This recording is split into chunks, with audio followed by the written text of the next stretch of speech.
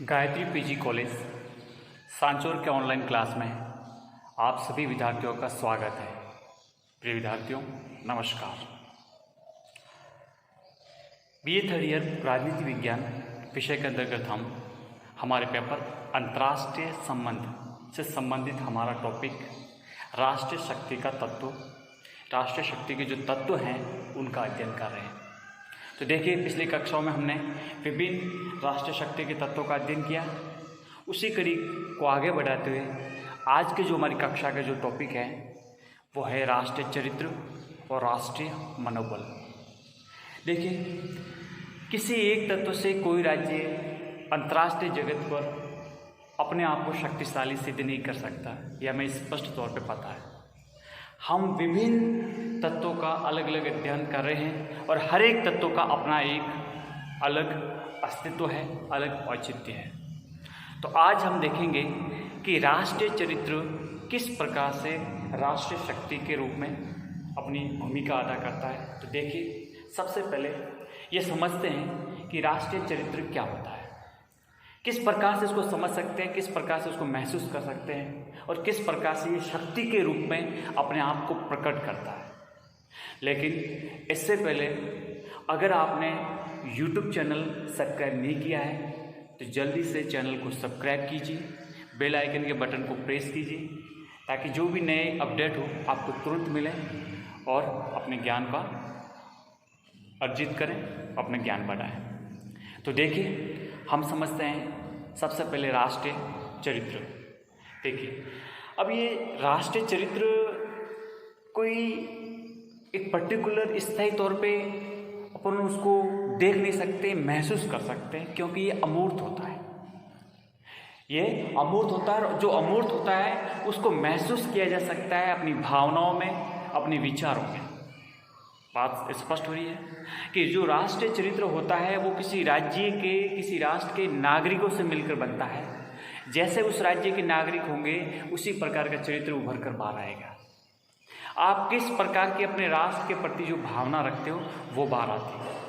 तो मेरे कहने का तात्पर्य है कि राष्ट्रीय चरित्र एक अमूर्त होता है, ये हमारे मन के अंदर चलता है। हमारे मन के अंदर जो भावनाएं होती हैं, मन में जो विचारों से, मानसिक क्रियाओं से समझ सकते हैं, तथा ये हमारा सूक्ष्म और मानवीय तत्व है, हमारे अंदर की वस्तु ये है। स्पष्ट हो रही बात कि राष्ट्रीय चरित्र होता है वो अमूर्त होता है, सूक्ष्म है और मानवीय तत्व है। इसका मतलब ये हमारे विचारों से समझा जा सकता है, इसको हम हमारी आंतरिक भावनाओं से समझ सकते हैं। इनसे ये स्पष्ट होता है कि राष्ट्रीय चरित्र किस प्रकार का होता है। यहाँ पे यूँ कहें कि किसी भी राज्य के जो निवासी होते हैं, किसी भी राज्य के जो निवासी होते हैं, वहाँ के नागरिक होते हैं, वहाँ की जो जनता होती है, उनके कुछ सामान्य गुण होते हैं। उनके अंदर कुछ गुण होते हैं, कुछ अवगुण होते हैं। अब जिस प्रकार से अच्छे गुण होंगे तो अच्छा चरित्र होगा, बुरे गुण होंगे तो बुरे चरित्र होंगे, ये स्पष्ट होता है। क्यों? क्योंकि राष्ट्र का निर्माण हमसे होता है। हम ही उस राष्ट्र की एक मतलब अंश के रूप में भूमिका निभाते हैं। अर्थात व्यक्ति, परिवार, समाज से ही राज्य का निर्माण होता है। तो जैसे हम होंगे ऐसा ही हमारा राष्ट्र होगा। हमारे अंदर अच्छे गुण होंगे तो हमारा राष्ट्र भी अच्छे गुण से संपन्न होगा, शक्तिशाली होगा। हमारे अंदर बुरे गुण होंगे, कमजोर गुण होंगे तो स्वाभाविक है कि राष्ट्र का चरित्र भी कमजोर होगा। इसलिए आपको समझना है कि किसी भी राष्ट्र के जो नागरिक होते हैं वो उस राष्ट्र की सबसे बड़ी पूंजी होता है और एक शक्तिशाली भूमिका निभाने में उस राष्ट्र के नागरिकों की बहुत बड़ी भूमिका होती है। ये बात हमें स्पष्ट करना चाहिए। ये इस बात को स्पष्ट किया। अब देखो, राष्ट्रीय चरित्र के कारण आप देखेंगे कि दुनिया में जितनी भी घटनाक्रम हुआ है, दुनिया में आप देखा होगा 20वीं शताब्दी में प्रथम विश्व युद्ध हुआ, द्वितीय विश्व युद्ध हुआ, उसके बाद में आपने देखा होगा शीत युद्ध का एक बहुत लंबा दौर चला और 21वीं सदी के प्रारंभ में जो भी विश्व का एक मतलब ध्रुवीकरण के हिसाब से यूँ समझें कि जिस प्रकार से अमेरिका का जो वर्चस्व स्थापित हुआ, एक ध्रुवीय विश्व के रूप में, यूनिपोलर वर्ल्ड के रूप में जो अपनी पहचान को स्थापित किया, और जिस प्रकार से ये चीन जैसी अन्य शक्तियों का जो उद्भव हो रहा है और भारत का जिस प्रकार से शांतिपूर्ण उदय हो रहा है, तो ये सब कुछ राष्ट्रीय चरित्र के आधार पर ही हम समझ सकते हैं। आप देखेंगे कि राष्ट्रीय चरित्र के कारण ही जर्मनी और रूस ने अपनी सैन्यकरण पर आधारित विदेश नीति को हमेशा से आसानी से तुरंत अपना लेते हैं। आप देखेंगे जर्मनी का इतिहास उठा के देखेंगे, यहाँ आप जर्मनी की हिस्ट्री को समझने का प्रयास करेंगे तो आपको ये पता चलेगा कि इन्होंने हमेशा, जर्मन वासियों ने अपनी जो विदेश नीति का जो पालन किया है उसमें सैन्यकरण को सबसे ज़्यादा महत्व दिया गया है। और इसी प्रकार से आप देखेंगे तो जो रूस है, रूस ने भी अपनी सैन्यकरण पर सबसे ज़्यादा बल दिया अपनी विदेश नीति में। अब आप देखो दुनिया में सबसे ज़्यादा कोई अगर हथियारों की बात करें तो सबसे ज़्यादा हथियार किसी के पास है तो वो रूस के पास है। और सबसे ज़्यादा जिस प्रकार से परमाणु शस्त्रों की बात करें, मिसाइलों की बात करें, अन्य किसी बात करें, हाँ मतलब हथियार से संबंध में शस्त्रीकरण पर, तो रूस के पास सबसे ज़्यादा है। तो इनकी जो विदेश नीति रहती है वो हमेशा सैन्यकरण पर आधारित होती है। इसी पर तो ये क्या कहलाता है कि किसी देश के ज़्यादा से ज़्यादा सैन्यकरण, इसका मतलब उस देश के राष्ट्र का चरित्र भी ऐसा है, वो उस चीज़ को सबसे ज़्यादा बढ़ावा देता है। ठीक है, उसी प्रकार से आप देखेंगे अमेरिका और ब्रिटेन ऐसा नहीं करते, क्योंकि इन दोनों का यानी ब्रिटेन और अमेरिका के जो जनमानस है वो बिल्कुल सैन्यकरण के विरुद्ध है। ठीक है, तो आप देख सकते हो जैसे अब चीन का आप उदाहरण देख सकते हो कि चीन हमेशा विस्तारवादी रहा है, आक्रामक विदेश नीति वाला रहा है। उसकी कथनी करने में अंतर होता है, जैसा बताता है ऐसा होता नहीं है। मतलब जिस प्रकार से जताते हैं इस प्रकार से वो अमल में नहीं लाते। तो एक प्रकार से भरोसेहीन जो विदेश नीति होती है वो आपको चीन की विदेश नीति में झलकती है। ठीक है, तो हर देश की एक चरित्र के आधार पर समझ सकते हैं कि इस देश की किस प्रकार की एक राष्ट्रीय चरित्र है और किस प्रकार से वो काम कर रहा है, ये समझ सकते हैं। दूसरी बात करें, अगर रूसी यानी रूस के लोग हैं, उनकी जो चरित्र है वो अगर उनकी विशेषता देखें तो आप देखेंगे कि वो अटल होते हैं, अविचल होते हैं, शौर्य उनमें जबरदस्त है, अडिगपन है, धैर्य है और हमेशा विदेशियों के प्रति संदेह की भावना रखते हैं। ऐसा रूस के लोग करते हैं। मैं आपको स्पष्ट करूँ एक बार पुनः कि रूसी लोग, एक बार कहा जाता है कि जब पीट्सबर्ग में जब जो युद्धकालीन स्थितियों में वहाँ के सिपाही इतने अपने कर्तव्य के प्रति वफादार और अटल रहे हैं कि खड़े खड़े ही बर्फ़ में जम गए, लेकिन बर्फ़ गिरती रही लेकिन हटने की उन्होंने कोशिश नहीं की, क्योंकि उनको लगा कि मेरी ड्यूटी है, मैं ड्यूटी निभाता रहूँगा भले मेरी जान जाए। तो इस प्रकार से ऐसे सैकड़ों उदाहरण हमें रूस की हिस्ट्री में मिलते हैं कि इन्होंने हमेशा जिस निर्णय को कर लिया उस निर्णय पर अटल रहे हैं और अडिगपन रहे हैं, उससे हटे नहीं है और विचल भी नहीं हुए, अविचल रहे और शौर्य और जबरदस्त, और जो भी निर्णय करते हुए धैर्य के साथ करते हुए, और एक हमेशा रहे कि ये जितने भी रूसी लोग हैं वो हमेशा विदेशियों को संदेह के प्रति देखते हैं, उन पर तुरंत यकीन नहीं करते जैसे हम करते हैं।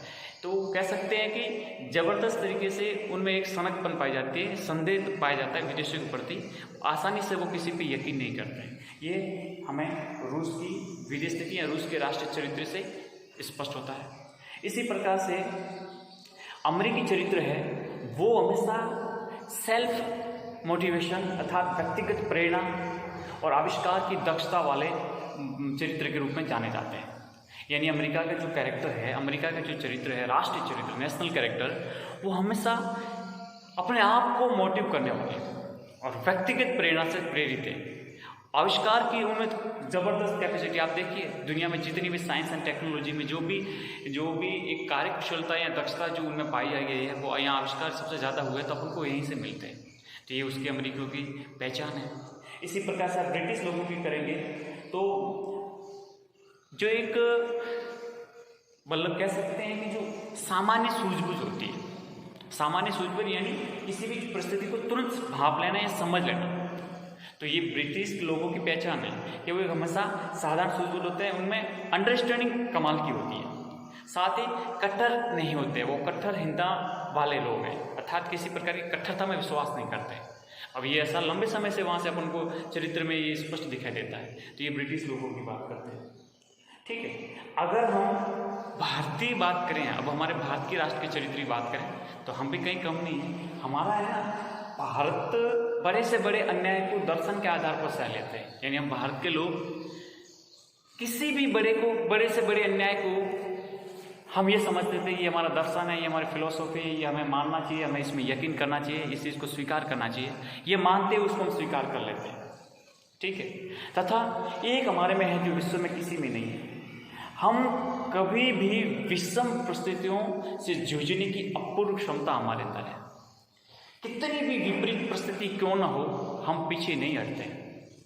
हम मुश्किल से भरी हुई परिस्थितियों में भी सामना करने और जूझने की क्षमता रखते हैं, कैपेसिटी है, और वो अपूर्व क्षमता है हमारे अंदर। ये हमको शेष विश्व से अलग करती है, और यही हमारी आज ताकत है कि हम इसके आधार पर आज एक दुनिया में बहुत कुछ हमारे पास तकनीकी अभाव होते हुए भी आज दुनिया की एक महत्वपूर्ण ताकत के रूप में उभर रहे हैं। ये हमारे राष्ट्रीय चरित्र की एक पहचान है। इसलिए प्यारे विद्यार्थियों, आप समझिए कि चरित्र कितना महत्वपूर्ण होता है। आप अपन निजी स्तर पे भी आप देखिए कि हमारे अंदर अगर अच्छे गुण होते हैं, हमारे अंदर अच्छे चरित्र की जो गुण होते हैं अगर हमारे अंदर समाहित हैं, तो आप देखेंगे हम जिंदगी में बहुत तरक्की करते हैं। और हमारी तरक्की, राज्य की तरक्की मतलब अंतर्राष्ट्रीय स्तर पर हमारा प्रभाव, हमारी एक भूमिका होती है कि मैंने राष्ट्र के लिए क्या किया, मैंने अपने देश के लिए क्या किया। इस प्रकार की जो भावना होती है तो वो राज्य कभी भी पीछे नहीं हटते, राज्य उत्तरोत्तर वृद्धि करते जाते हैं, अपना विकास करते जाते हैं। इसलिए आप समझ सकते हैं, कुछ लोग कहते हैं प्राय मैं कैसा हूँ, इससे क्या फर्क पड़ता है? फर्क पड़ता है। इसलिए हम लोगों में इस प्रकार की एक क्षमता होनी चाहिए कि मैं मेरे राज्य के लिए, मैं मेरे राष्ट्र के लिए कुछ करूं, और ऐसा करूं जिससे मेरे राज्य की और मेरे समाज का भला हो, मानवीय समाज की उत्तरोत्तर वृद्धि हो, विकास हो। इस प्रकार की शक्ति से ही हमारा राष्ट्रीय चरित्र बनता है, और राष्ट्रीय चरित्र ही हमारी अंतर्राष्ट्रीय जगत में राष्ट्र शक्ति के तत्वों को बढ़ाने में एक महत्वपूर्ण योगदान रखता है। ये हमने समझा राष्ट्रीय चरित्र। अब इससे एक मिलता जुलता एक अन्य तत्व है, वो है राष्ट्रीय मनोबल। अब देखिए, जिस प्रकार से राष्ट्रीय चरित्र को समझा, उसी प्रकार से राष्ट्रीय मनोबल को भी समझना अति आवश्यक है। अब देखो, मनोबल भी राष्ट्रीय चरित्र की तरह एक अमूर्त भाव है। अमूर्त भाव मतलब वही हमारे मन में, हमारी बुद्धि में, हमारे विवेक में एक प्रकार की भावनाएं आती हैं, हमारा एक प्रकार से एक फीलिंग्स आती है। आई बात समझ में? क्योंकि मूर्त होता है, उसको स्पष्ट देख सकते हैं अपनी आंखों से, उसको आप किसी भी स्थायी जगह जाकर उसको हाथ लगा सकते हैं, लेकिन मनोबल को या चरित्र को कैसे हाथ लगाए? वो तो हमारे अंदर की वस्तु, हमारी आत्मा की वस्तु है, हमारे मन के भाव है, हमारी फीलिंग्स है, हमारी इमोशन है। तो इनको प्रभावित करने में किसी प्रकार से राष्ट्रीय चरित्र का बहुत बड़ी भूमिका रहती है। तो समझ सकते हैं कि मनोबल एक महत्वपूर्ण अमूर्त भाव है जो अपनी विशिष्ट निष्ठा, साहस, विश्वास, व्यक्तित्व की गरिमा को सुरक्षित रखने की भावना से प्रेरित होता है। स्पष्ट करता हूँ कि जो ये मनोबल होता है वो विशिष्ट निष्ठा, साहस, विश्वास और व्यक्तित्व की गरिमा को सुरक्षित रखने की भावना से प्रेरित होता है, वो राष्ट्रीय मनोबल कहलाता है। अब मनोबल एक पूरे राष्ट्र का वह सामूहिक मानसिक दृष्टिकोण है।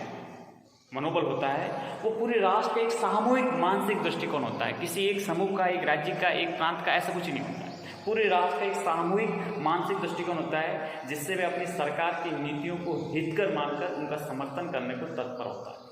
यानी जो भी सरकार के कार्य होते हैं, सरकार की नीतियाँ होती हैं, उसको ये माना जाता है कि हमारे राष्ट्र के लिए हितकर है, और हितकर मानते हुए उनको हम समर्थन करते हैं, समर्थन करने को तत्पर होते हैं। कोई भी सरकार तब तक कार्य नहीं कर सकती जब तक उसे ये विश्वास नहीं होता कि उसके आंतरिक तथा बाह्य नीतियों को, उसके औद्योगिक, सैनिक, राजनीतिक कार्यकलापों को जनता का समर्थन प्राप्त है। बिल्कुल स्पष्ट है। सरकार हम चुनते हैं, हमारे प्रतिनिधि हम चुनते हैं, हमारे प्रतिनिधि वहाँ जाकर हमारे हितों के अनुकूल, हमारे राष्ट्रीय हितों के अनुकूल काम करेंगे।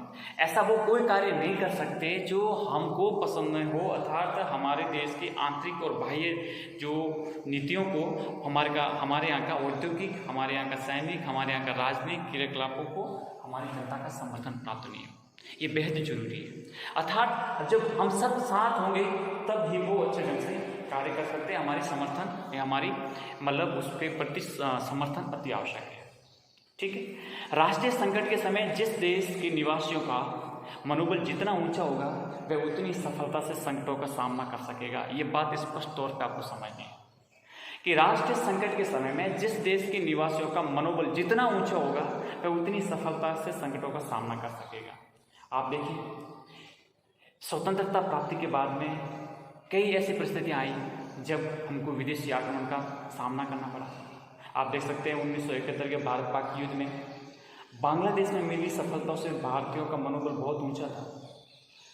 कह सकते हैं कि जिस प्रकार से भारत पाकिस्तान के मध्य 1971 में युद्ध हुआ और हमारे प्रधानमंत्री की जो भूमिका रही और हमने एक पूर्वी पाकिस्तान, जिसको आप बांग्लादेश कहते हैं, बांग्लादेश को स्वतंत्र कराया, इसमें हमारा राष्ट्रीय मनोबल इतना ऊंचा हुआ कि आप मतलब गर्व महसूस कर सकते हो। तो जब इस प्रकार के हम जब अंतर्राष्ट्रीय जगत में सफलता प्राप्त करते हैं तो हमारा मनोबल 7वें आसमान पर होता है, बहुत ही होता है उच्च स्तर पर, और हमें और भी कार्य करने की इस प्रकार से प्रेरणा देता है जिसमें हमारा एक विश्वास बढ़ाते हुए अंतर्राष्ट्रीय जगत में नाम होता है। ठीक है, इसलिए आप इस बात को समझना है। अब आपको एक ताज़ा तरीन उदाहरण देता हूँ। आप सभी को पता है कि वर्तमान में अभी हाल ही में जिस प्रकार से चीन और भारत के मध्य तनाव बढ़ा है, जिस प्रकार से चीन ने गलवान घाटी के नज़दीक अपने डेरे डाले हुए हैं, अपनी सब कुछ सैन्य क्षमता को वहाँ स्थापित कर रहा है और दोनों देशों के मध्य जो तनाव वो चरम सीमा पर है। अब आप देखिए, अब हम कई बार कहते हैं कि अब ये भारत 1962 का नहीं है, ये भारत 21वीं सदी का है, 2020 का है। हम चीन को ये संदेश देना चाहते हैं कि ये भूल मत करना जिस प्रकार से आप 1962 का समझ के हमारे साथ आज इस प्रकार से व्यवहार करने को। ठीक है, तो हम हमारी शक्ति को, हम हमारी शौर्य को, हम हमारी सेना को भी वहाँ पर हमने बॉर्डर पे तैनात किया है। हम किसी भी चीन की धमकी से डर नहीं रहे। आज हमारा संपूर्ण भारत की जनता एक स्वर में खड़ी है, एक आवाज़ में खड़ी है। सब पूरे भारत का यही जनमानस है, पूरे भारत का राष्ट्रवाद यही कहता है कि नहीं, अगर युद्ध भी हो जाए तो हम राष्ट्र के साथ हैं, सरकार के साथ हैं, हमारे राष्ट्र के मुखिया के साथ हैं। यही नहीं, हमारे प्रधानमंत्री जिस प्रकार से अभी इनकी गत दिनों में लद्दाख की यात्रा हुई, लेह गए थे, लेह गए, वहाँ पर हमारे जो भारत चीन के मध्य जो झड़प हुई थी गलवान घाटी में और कुछ सैनिक वहाँ पे कुछ हताहत हुए थे, कुछ घायल हुए थे, तो उनसे जब मिले और जिस प्रकार से उनके अंदर इस भावना बढ़ाई, तो इससे संदेश क्या होता है? इससे संदेश ये मिलता है कि हमारे सैनिकों का बहुत ही मनोबल बढ़ा। हमारे सैनिकों में इस प्रकार की ये भावना फीलिंग हुई कि आज हमारे साथ पूरा राष्ट्र है, अपनी पूरी शूरता, वीरता, बलिदान, त्याग, सब कुछ दांव लगाकर आज राष्ट्र के लिए वो कुछ भी करने के लिए उतार हुए। तो देखिए, आप समझ सकते हो कि जब किसी राष्ट्र का मुखिया अपने सैनिकों के साथ जाकर खड़ा है, उनका हौसला अफजाई करता है, उनके सुख दुख में भागीदार होते हैं, उनके दुख को कम करने में अपना दुख समझ के उनके साथ खड़ा है, तो ये क्या है? ये हमारा राष्ट्रीय मनोबल है। हमारी सेना कहीं पर भी पीछे नहीं हट सकती और हमारी सेना का मनोबल इतना उच्च स्तर का है कि वो राष्ट्र के लिए अपना सब कुछ दांव लगा सकती है, अपना बलिदान कर सकती है। तो ये कहलाता है राष्ट्रीय मनोबल कि किस प्रकार से हमारी सरकार, हमारी सेना, हमारे देश की जनता एक स्वर में खड़ी रहकर किसी भी हमारे दुश्मन देश के साथ या किसी भी राष्ट्रीय संकट के साथ इस समय एक साथ हो जाती है, खड़ी हो जाती है। तो ये हमारा बहुत बड़ी ताकतवर भूमिका निभाती है। हम सब कुछ जाति, बिरादरी, धर्म, जाति, संप्रदाय सब में अलग अलग हैं, लेकिन जब भी हमारे यहाँ पर संकट आता है तो हम सब एक स्वर में खड़े हो जाते हैं, एक राष्ट्र के नाम पर खड़े हो जाते हैं। सब आपसे मतभेद घुटा के हम सब हमारे राष्ट्र के अस्तित्व के लिए, राष्ट्र के लिए हम खड़े हो जाते हैं। ये हमारा राष्ट्रीय मनोबल को दर्शाता है। बात स्पष्ट हुई? जिस देश में वर्ण भेद की खाइयाँ बहुत गहरी हैं, वह देश अपने राष्ट्रीय हौसलों को अनिश्चित अवस्था में पाएगा। जितनी अधिक निकटता से एक जनता अपनी सरकार के कार्यों और लक्ष्यों, विशेषकर उसके वैदेशिक मामलों से संबंधित कार्यों से एकीकरण स्थापित कर लेती है, उतना ही राष्ट्रीय मनोबल ऊंचा होने की संभावना है। अब देखो, कई बार ऐसा होता है कि जिन देशों में बहुत कुछ विविधता पाई जाती है, तो जो अलग अलग धर्मावलंबी हैं या मत संप्रदाय वाले, जो अलग अलग कह सकते हैं कि जाति उपजाति में जो विभाजन है, अगर ये ज़्यादा होता है तो प्राय उस देश में राष्ट्रीय मनोबल कमज़ोर होता है। राष्ट्रीय मनोबल कमज़ोर होता है। कई देशों में उनको एग्जाम्पल देखने को मिलता है, ठीक है, कि वहाँ पर जब लोगों में आपसे कई प्रकार से विभाजन या विविधता है या जो वर्ण भेद की जो खाई है वो गहरी है, तो वहाँ पर राष्ट्रीय हौसले एक अनिश्चित अवस्था में होते हैं, वहाँ पर राष्ट्रीय मनोबल कमज़ोर होता है। लेकिन जितनी इनके मध्य खाया न होकर निकटता होगी, जनता अपनी सरकार के कार्यों प्रति विश्वास जताते हुए सरकार के जो भी अंतर्राष्ट्रीय जगत या विदेशों संबंधी मामले होते हैं उसमें संपूर्ण अपने कार्य और देश की जनता के मध्य एकीकरण स्थापित कर लेती है, तो वहाँ राष्ट्रीय चरित्र बहुत ही ऊंचा होता है, मनोबल बहुत ही ऊंचे होने की संभावना बनी रहती है। ठीक है, इसलिए समझ सकते हैं कि हमारा जो राष्ट्रीय मनोबल होता है वो लगभग किन से प्रभावित होता है, राष्ट्रीय चरित्र से प्रभावित होता है, राष्ट्रीय संस्कृति से प्रभावित होता है, लोकप्रिय नेतृत्व से प्रभावित होता है, और सुयोग्य सरकार और कुछ ऐसी परिस्थितियाँ जिससे हमारा राष्ट्रीय चरित्र प्रभावित रहता है।